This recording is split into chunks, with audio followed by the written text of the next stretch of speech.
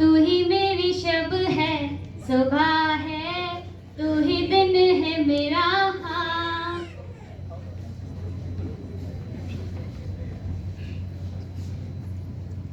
तो ये था हमारा छोटा सा ड्रामा।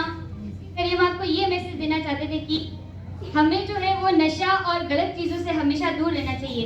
नशा चाहे कैसा भी हो, चाहे वो शराब का हो, चाहे वो कपड़ों का हो, चाहे वो किसी भी चीज का हो, वो हमारे लिए बिल्कुल भी ठीक नहीं होता है।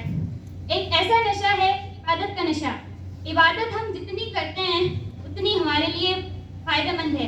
यानी कि इबादत एक ऐसा नशा है जिसे करने पर हमें घाटा नहीं है, हमें फायदा ही फायदा है। लेकिन इबादत का नशा ही ऐसा नशा है जो हमारे लिए फायदेमंद साबित हो सकता है। इसके अलावा जो भी हम करते हैं, यानी कि जिस चीज को हम अपनी आदत बनाते हैं, लेकिन आदत के साथ उसके साथ अति करते हैं। हमारे रसूल सल्लल्लाहु अलैहि वसल्लम ने फरमाया है कि हम अगर किसी चीज के साथ में अति करते हैं, ज्यादा करते हैं, तो वो हमारे लिए एक नशा है। तो हम कोशिश करें कि हम नशे से दूर रहें। और उम्मीद करती हूँ कि ये छोटा सा ड्रामा हम पेश किया है, छोटा सा मैसेज देना चाहती हूँ कि जिम्मेदार कौन। वो जो लड़का था कि उसकी दोनों किडनियां फेल हो गई, कॉलेज का रिजल्ट अच्छा नहीं आया।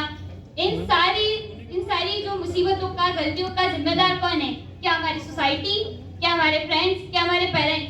जिम्मेदार सभी होते हैं। तो हमें जो है वो ध्यान रखना था पेरेंट्स को, अपने बच्चों का।